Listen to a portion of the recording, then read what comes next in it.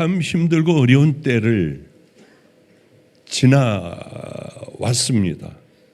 먹을 것도 없고 교인도 하나도 없고 춥기는 얼마나 추운지요.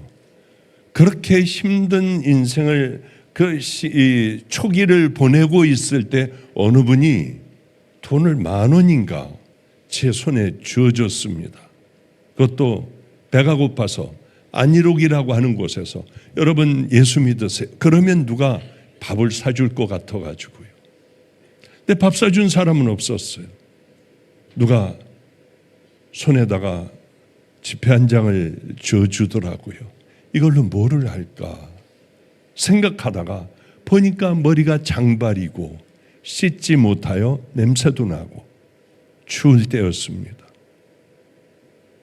그래서 지금도 기억나는 금산동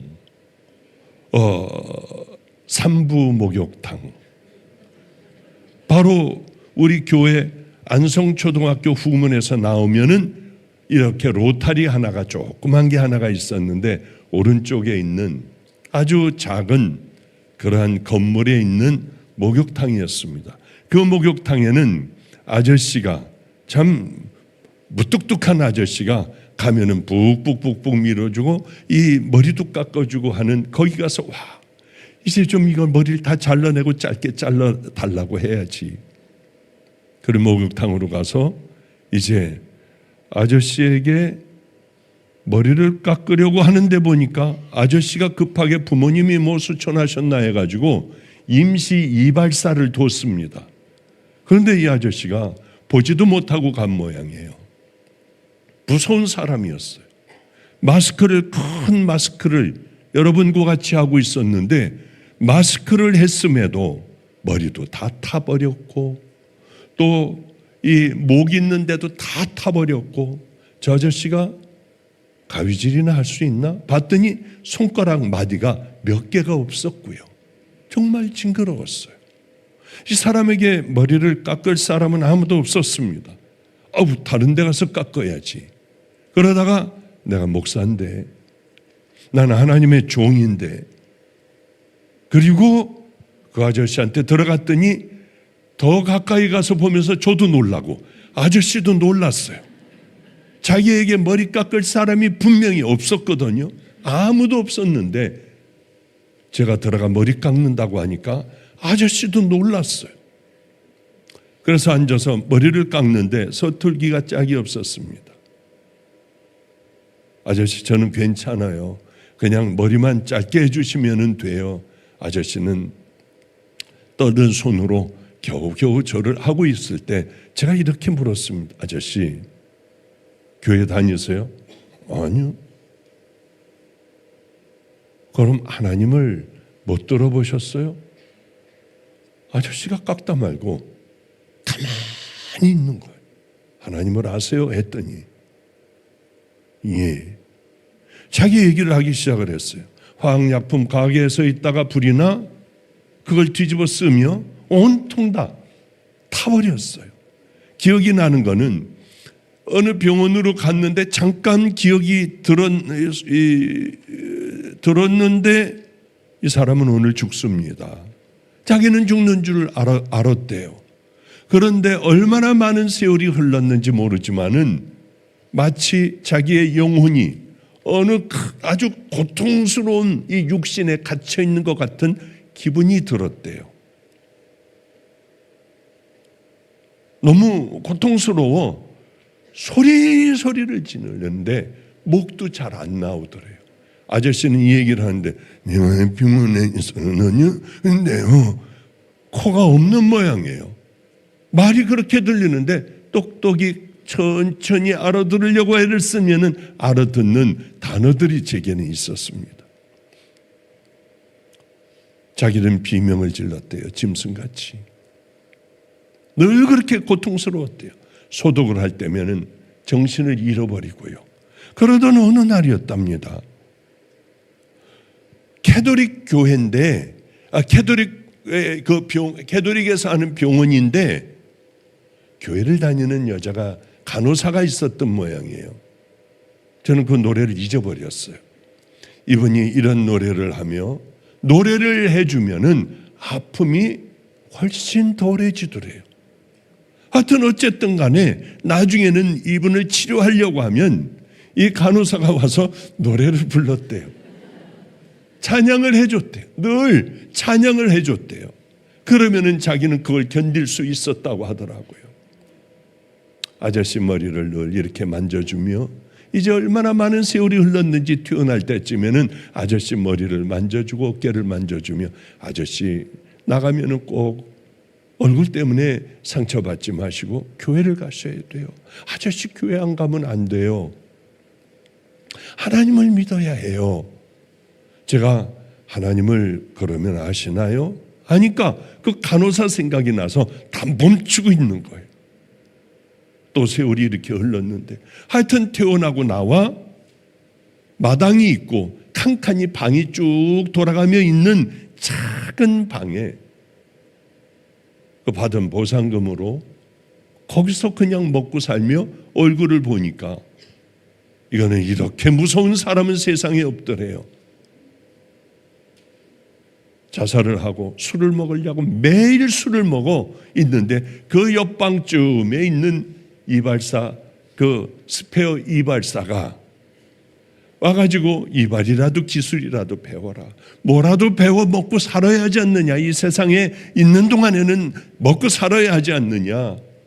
그거를 손을 떨어뜨리고 가위를 떨어뜨려 가며 그저 이렇게 머리를 깎는 법을 배우고 또 배우고 또 배우고 하여 스페어 이발사로 이제 다니면서 어디서 좀 오라고 한다. 정 없을 때는 이 사람을 보내면은 자기는 거기서 깎으려고 하지만 아무도 자기에게 깎은 사람이 없었대요.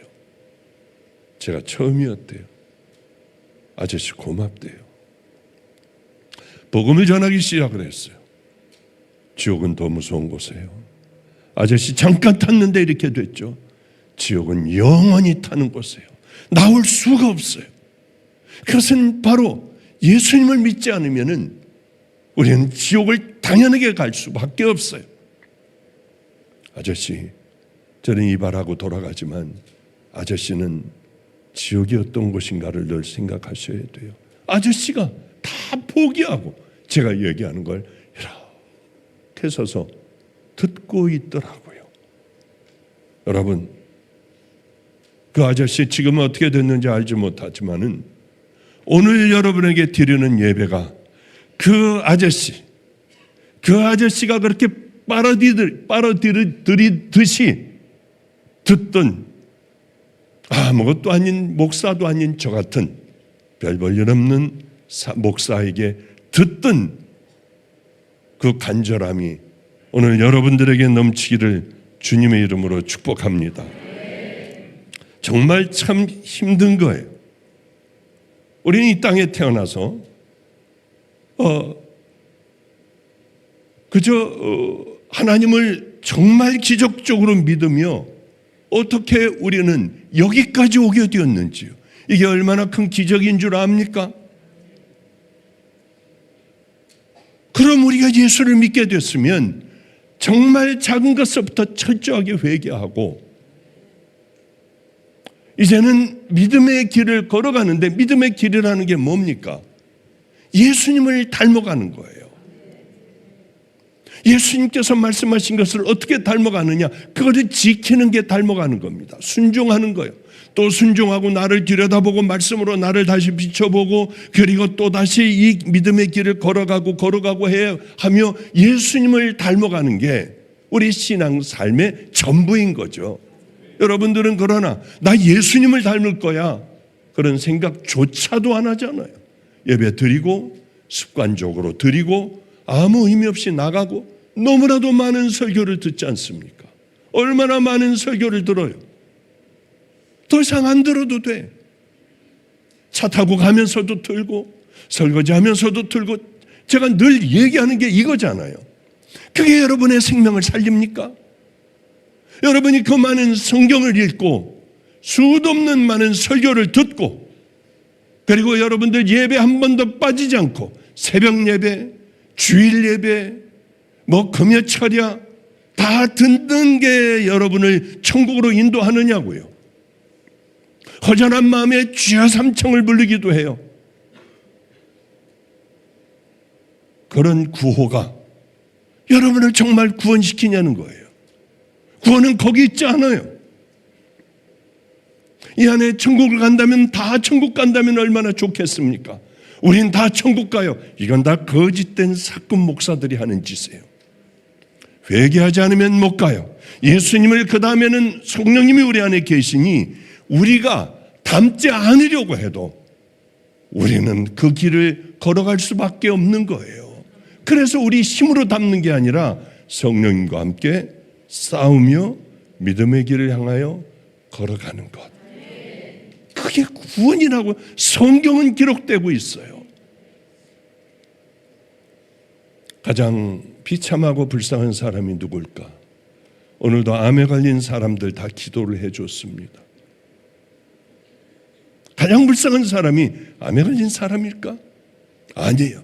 수도 없는 많은 성경을 그렇게 설교를, 기도를 많이 찬양을 죽어라고 했어도 조금도 움직일 줄 모르는 사람들, 조금도 변화될 줄 모르는 사람들, 내 고집으로 내가 주인이 되어 성령님의 이 말씀을 무시해버리고 하나님의 말씀을 무시해버리고 우리 가는 길을 걸어가는 사람들이 가장 비참한 사람들 아니겠습니까?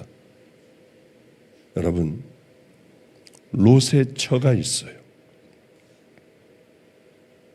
지금부터 저 성으로 달려가라. 뒤를 돌아보면 안 된다. 하나님의 사람의 말씀이었습니다. 뒤를 돌아보지 마라. 가다가 자기도 모르게 뒤를 돌아봤어요. 어떻게 됐나? 이게 죽일 죄예요? 그렇게 큰 죄입니까? 그렇게 악한 죄를 졌어요? 아니에요. 하나님의 사람이 이야기하는 것을 듣지를 않았기 때문에요. 가슴속에 꽉 담아두고, 그래 나는 뒤를 돌아보지 말라고 했으니 저 길을 향해 걸어갈 거야 했더라면 그는 그렇게 되지 않았을 거예요. 죄가 뭐냐? 아무렇지도 않게 흘려보내는 것, 설교를 아무렇지도 않게 흘려보내는 것, 내 삶에 적용을 안 하려고 하는 것, 이게 세상의 가장 큰 죄라고 하는 거죠. 그는 마땅히 소금 기둥이 되어버렸어야 했어요. 왜? 하나님의 사람의 얘기 아니에요. 여러분, 이건 제 얘기라, 내 말 들어라 하는 얘기 아니에요. 저 같은 사람은 하나님의 사람이 아니에요. 가장 중요한 건 예수님께서 우리에게 하신 말씀이 뭔가. 마태복음 5, 6, 7장을 통해서도 너는 세상의 빛과 소금이 되어야 한다. 주여 주하는 자마다 천국 들어가지 않는다. 하나님의 말씀대로 순종하는 자들만 들어간다. 순종하는 자들이 반석 위에 세운 집이고 순종하지 않는 자들, 이 자들은 모래 위에 세운 집과 같아 다 무너져 버린다. 우리는 이런 말씀을 굉장히 심각하게 받아들여야 하는데, 아브라함 시대, 롯의 시대에 그 기준으로 우리를 주님께서 다스리셨다면 우린 다 죽어요. 여기 다 소금 기둥이야. 그러나 우리에게 예수 그리스도를 주셔서 우리는 그분을 붙들고 다시 일어날 수 있는 하나님의 놀라운 은혜가 있어요. 예수님을 닮아가야 돼요. 보통 보면은 이 가족들이 온 걸 보면은 어쩌면 귀가 저렇게 똑같을까? 제 아버지하고 어쩜 귀가 요렇게, 아니 이건 이렇게 되기가 힘들어요. 어쩌면 걸음걸이가 저 팔자걸음을 걸을까 애가? 아니 이상하더라고요.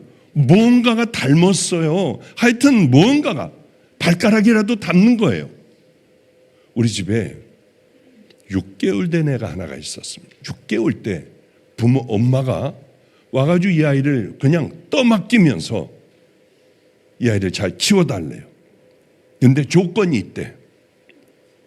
뭐 서류를 띄고 하는 거는 내가 해주겠지만은 평생 이 아이를 보지 않게 해달라. 평생. 이런 사람들이 많아요. 꽤 많아요. 우리가 정말 정신 차리지 않으면은 이런 자식들을 낳아버리고 이런 자식들을 괴물들을 키울 수가 있어요. 그래 너무 기가 막혔어요. 아이를 보는 순간에 6개월짜리예요. 6개월짜리가 무슨 어린 아이의 얼굴에 불행이 어떻게 있느냐고요. 딱 보면은 얘는 버림받은 애야. 얼굴이 그 불행으로 가득 차. 우리 다 울었어요. 소리내 울었어요. 밑에 재성열 목사네도 울고 그 사모도 그렇게 울었어요. 애 얼굴을 보고 어떻게 이럴 수가 있느냐는 거예요. 어제는 자폐증 걸린 애가 왔어요. 7살짜리가. 이 아이도 그런 얼굴이 아니야. 자폐는 진짜 힘들더군요. 제가 어떻게 할 수도 없어. 마음의 문을 닫아버리네. 폐쇄해버리네요. 이렇게 무섭구나. 어쨌든 이 어린 아이를 보니까 너무 마음이 아팠어요. 내가 너 잘 키울 거야. 그래 최고로 키워줄게. 넌 불행하지만은 잘 왔어 여기. 내가 널 최고로 만들 테니 하나님의 최고로 만들 테니 그래 걱정하지 마. 이 얼굴 다 없애야 돼. 속으로 그렇게 주여 얘를 기억하소서. 그러면 첫날 온 날 그렇게 했어요. 애는 커갔어요. 말도 하고 우리의 가장 마스코트였어요. 학교 갔다 오면 다 걔한테 와. 하여튼 뭐 저도 그렇고요. 어디 나갔다 오면은 얘 하고 얘만을 그저 바라보고 우리는 그렇게 얘는 우리 집의 최고의 귀염둥이가 되었어요. 점점 자라나고 말도 얼마나 잘하는지요. 그런데 그때 제가 만나게 된 어느 크리스찬 부부가 있었습니다. 저 집에 가면 행복하지 않을까? 아예 이런 거 생각하면 안 돼. 그럼 우리 어떻게 살라고? 또 저 집 보면은 저기 보내면 행복. 아니야. 우리 어떻게 그럼? 이러면 청은 들 대로 다 들었는데 그런 싸움 끝에 결론을 내렸어요. 다 아들이 불러놓고 입양을 보내자. 입양을 보내서 우리 아름답게 살게 하자. 확 뛰어버리고 우리는 말들도 안 해. 집에 들어와도 아무 말들도 안 해. 말 안 하고 설거지하고 있고 공부하고 있고 다 그러지. 얘가 가고 난 다음서부터 뭘 떠들고 즐거운 건 없어져 버렸어요. 얼마나 마음이 힘들었는지. 세월이 또 흘렀습니다. 한 2년 전인가 3년 전인가 여기서 이제 대집회를 마치고 내려가려고 하는데 어떤 이만한 녀석이 인사를 하더라고요. 넌 누구니? 그러니까 얘 엄마가 옆에 있다가 저예요. 목사님 안녕하셨어요. 깜짝 놀랐어요. 너 나 누군지 알아? 박보영 목사님이요. 깜짝 놀랐어요. 얘가 이렇게 컸을 줄은 몰랐어. 근데 놀란 게 하나가 있어요. 우리가 다 깜짝 놀랐어요. 그 엄마를 똑 닮았더라고요. 아예 붕어빵이에요. 붕어빵. 말하는 입모습과 모든 게 다 붕어빵이에요. 엄마를 닮았더라고. 너무 놀랐어요. 정말 정성을 다해요. 이 아이만을 바라보고 이 아이를 이렇게 훌륭하게 잘 키워냈구나. 이 아이는 그 엄마를 딱 갖다 찍어낸 것 같이 행동도 그렇고 말도 그렇고요.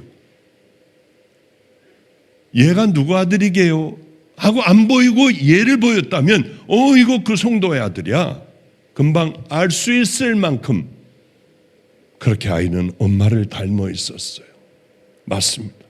하나님은 우리를 자녀로 삼았습니다. 그리고 하나님을 닮도록 우리를 만드셨어요. 우리 안에 성령을 부어주셨어요. 여러분 신앙의 성장이라는 게 뭔 줄 압니까? 다른 거 아니에요. 얼마나 많이 예수님을 닮았나. 그래서 얼마나 많은 열매를 여러분들은 거두고 살아가느냐. 지금 내 얼굴이 여러분의 신앙의 모습을 지금 내가 예수님 얼만큼 닮아 있느냐가 바로 여러분 신앙이 지금 현 주소라고 하는 것이죠. 이렇게 중요해요. 한번 보세요. 사람들이 궁금했어요. 하나님은 어떻게 생겼을까? 하나님은 살이 쪘을까? 말랐을까? 시험을 길러쓰셨을까? 다 궁금했어요. 그래서 예수님에게 이렇게 물었습니다. 예수님, 하나님을 보여주십시오. 하나님은 어떻게 생겼습니까? 나를 본 자는 아버지를 보았느니라. 나를 본 자는. 그러게 여러분들, 가장 중요한 게 뭔 줄 압니까? 여러분들 마음속에 멘토가 있어야 돼요. 나는 이분을 따라갈 거야, 나는 이분을 이렇게 할 거야 하는 마음이 불같이 일어나야만 우리는 신앙의 성장을 이룰 수가 있어요. 물론 제 안에는 하나님, 예수님을 따라가려고 하는 마음이 많아요. 근데 잘 안 되는 게 괴로워. 제 마음에는 우리 할아버지가 멘토예요. 사랑할 수 없는 걸 사랑해라, 용서할 수 없는 걸 용서해라, 변명하고 살지 마. 억울해도 하고 싶은 얘기가 너무나도 많아. 그러나 입을 다무는 거예요. 가장 천한 자, 가난한 자, 낮은 자들과 함께 살아가라. 그게 제게 확 들어와. 제 삶은 여기까지 이렇게 오게 되었어요. 제 멘토, 온갖 기적을 다 일으켰던 사람. 그런데 기적이 중요한 게 아니에요. 이 멘토가 정말 엄청난 능력을 가지고 있는 분이었어요. 들어보지도 못한 능력, 제 눈앞에서도 봤고, 와, 하나님이 이런 분이구나. 제 모든 삶을 다 바꿨어요. 이 따지기 좋아하고 결과가 있어야 하고 옳은 과정이 있어야 하는 것, 이게 없으면 전 안 믿는 사람이었어요. 왜? 의사 공부를 했으니까 답이 있어야 돼. 잘라내든지 뭐 이런 답이 있어야 돼. 제가 신학을 제일 싫어하는 이유가 답이 없어. 잘만 쓰면 돼요. 이게 뭐 이런지 모르겠더라고. 저하고는 아주 안 맞았어요. 우린 분명해야 돼요. 네. 참 얼마나 이런 부분들이 참 힘들고 어려운지요. 고통스러워요. 하나님의 말씀대로 살아간다는 건 고통스러워요. 그러나 목말라야 돼. 내 멘토는 그렇게 얘기를 했어요.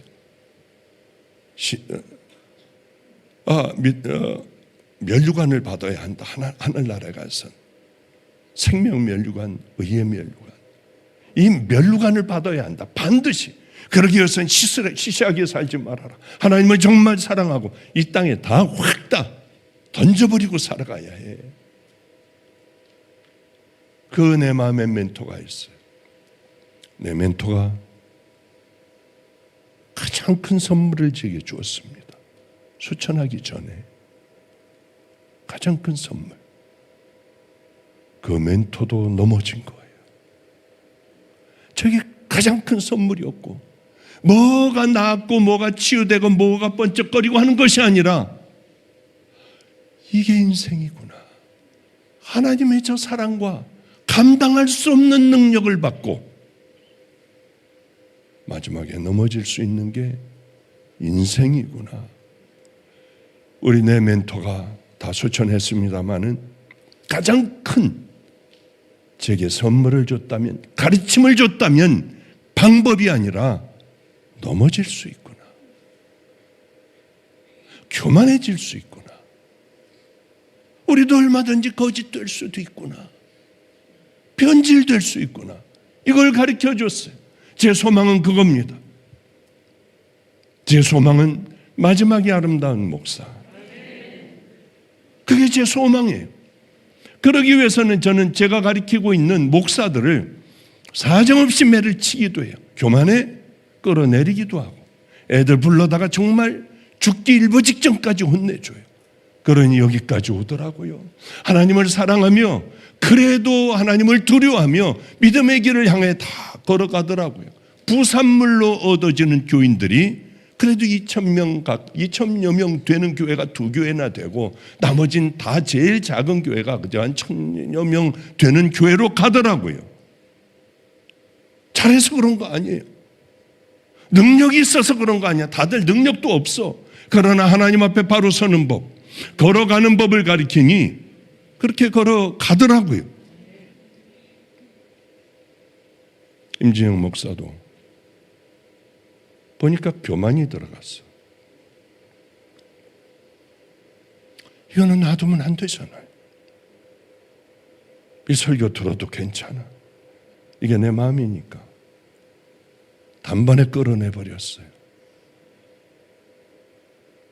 저기 강성영 선교사 있는데 척박한 모래사장, 사막, 아무것도 없는 곳. 너무 고맙다고 전화가 왔어요. 그대로 있으면 큰일 날 뻔했다. 목사님, 이 사람들은 성자예요.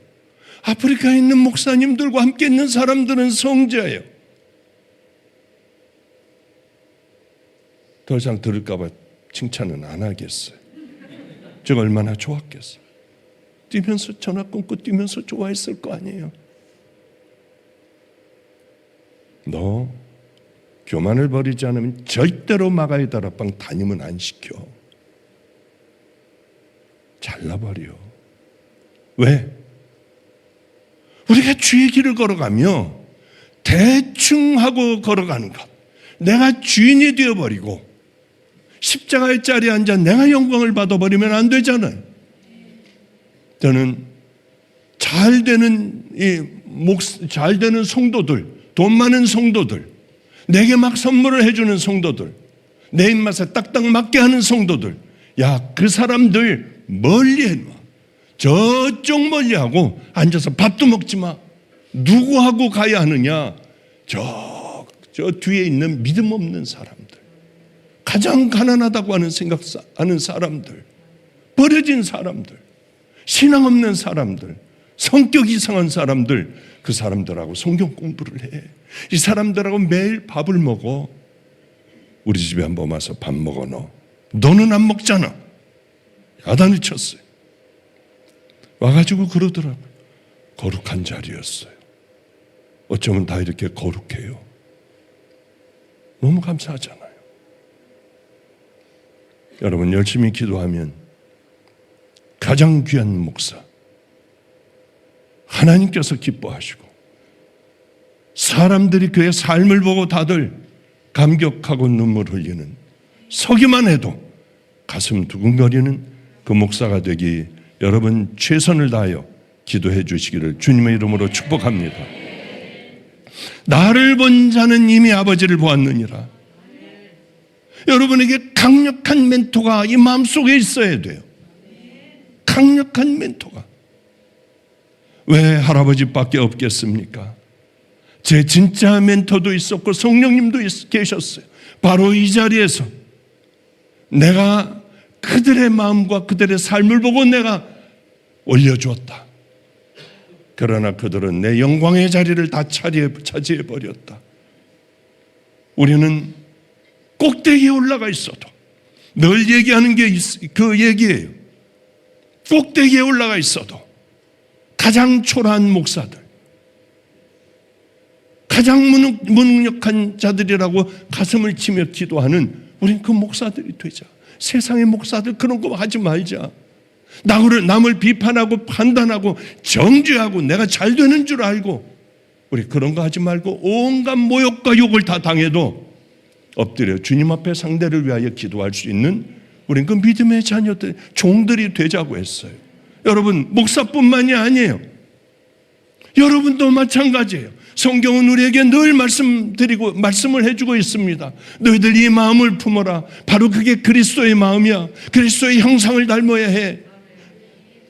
그런데 우리는 왜 그렇지 못하며 여기까지 오게 되었는지요. 그것들이 얼마나 안타까운지 몰라요. 우리의 삶에서 좀 하나님의 자녀답게 살아야 하잖아요. 이러다 보니까 소론도 못 들어갔네. 괜찮아요. 그 다음에 또 하면 되니까. 오늘 제가 몸이 좀 많이 아팠어요. 그래서 다시 운동 다시 시작하고 떨쳐버리고 다시 일어나 다시 시작을 하고 있습니다. 오늘 오는데 운전을 해주는 우리 집 애가 새벽에 카톡이 하나가 오더래요. 보니까 어떤 추록 아저씨가 우리 담을 확 다 그냥 아마 밀어버린 모양이에요. 가다가 안 보이고 하고 그러니까 확 다 밀어버린 모양이에요. 근데 이렇게 카톡을 했더래요.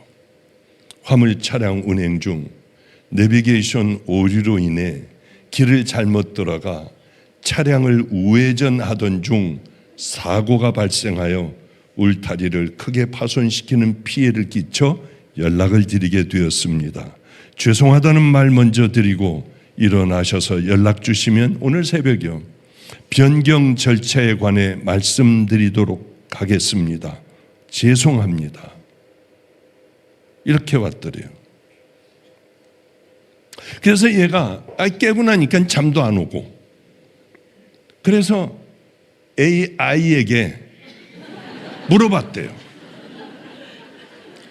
박보영 목사님이라면 이 문제를 어떻게 처리하겠냐 하고 AI에다가 물어봤대요. 그랬더니 AI가 이렇게 했을 것 같다. 그러면 이렇게 적었더래요. 낯선 길에서 내비게이션까지 말썽이라 얼마나 고생이 많으셨겠어요. 사고 당시 기사님께서 얼마나 놀라고 당황스러웠을지를 생각하니 오히려 제 마음이 더 쓰입니다. 울타리야 다시 고치면 그만이지만 기사님 몸이나 마음이 다치시지 않은 게 가장 우선이지요. 큰 사고가 아니어서 정말 다행합니다. 정중하게 먼저 연락 주셔서 진심으로 감사를 드립니다. 파손된 부분은 저희가 고치면 되니 너무 마음 무겁게 생각하지 않으셨으면 좋겠습니다. 오늘 남은 운행 부디 마음 편히 안전하게 하시길 바랄게요. 여러분 왜 웃어요? 이게 왜 웃냐고. 크리스찬들이 당연하게 이렇게 살아가야 하잖아. 웃을 일이 아니잖아요. 그랬더니 이렇게 문자가 왔더래요. 그 아저씨한테 문자 확인했습니다. 선생님께서 행하신 배려와 따뜻한 말씀에 깊이 감사드립니다. 웃지 마. 단순히 금전적인 배상을 면제해 주는 것이 아닌 타인에게 입은 피해를 넓은 마음으로 이해해 주신 것과 도리어 저의 안전을 걱정해 주신 것에 감사의 말씀을 드립니다. 선생님께서 오늘 하신 것처럼 잘 들으세요. 저도 더 열심히 일해서 타인에게 귀감이 되는 따뜻한 사회를 구성하는 일원이 될 수 있는 사람이 되도록 노력하겠습니다. 제가 보내드린 것은 비록 커피 한 잔이지만 10만 원짜리 커피를 보내줬더래요. 커피 가서 먹을 수 있는 거 어딘가 추운 겨울날 따뜻한 차 한 잔으로 제가 남겨드렸던 안 좋은 기억을 메울 수 있는 또 다른 시간을 사용하는 데 보태졌으면 하는 마음으로 보내드립니다. 죄송하고 감사드립니다. 여러분 우리가 이렇게 살아야 되잖아요. 어쩌면 재미나이가 내 마음을 그렇게 아는지. 죄송해요. 또 그 AI 이름을 댔네요. 하여튼 너무 행복했어요. 오면서 야 시름이 다 날아간다. 오늘 그냥 화끈하게 설교할게. 고마워. 그래. 너 근데 어떻게 거기다 어떻게 그걸 돌릴 생각을 했냐? 자기가 보내려고 하니까 모르겠더래요. 그래서 이렇게 돌려보니 이런 답이었다고 그래서 같이 오면서 여기 막 올라오면서 함께 웃으면서요. 그거 하나 뽑아줘라. 성도님들하고 이렇게 우리가 가야 하지 않느냐 하는 이야기를 잠깐 했습니다. 이거 큰일 났네요. 이제 9시, 10시 55분까지 끝내라고 하는데 벌써 55분이 넘기 시작을 하네요. 우리는 참 어리석게 살아요. 이러면 끝까지 돈 좀 들어가면 어때요? 뒤에서 콩 받으면 먼저 목부터 자꾸 나와요. 이게 아주 죽어가는 것처럼. 그리고 무슨 한의원인가 그런 데 가가지고 도수 치료인가 침 치료 받고. 이게 뭔 짓이에요? 어떻게 우리는 이렇게 얄팍한 예수를 믿냐고요? 예수를 닮아가려고 하는 게 아니라 예수님 마음에 다시 한번 못질을 하는 거예요. 시간 끝내라고 하니까 정확하게 딱 그 시간에 끝내겠습니다. 조금 지나서 끝낼게요. 저에게는 참 용서 못할 사람이 있었어요. 이분도 이 설교 분명히 들을 것 같아. 그러나 제 마음을 얘기하는 게 낫겠다. 제가 목사의 길을 가는데 가장 큰 휘청거릴 만한 공격을 하시더라고요. 그럴 뿐이 아니에요.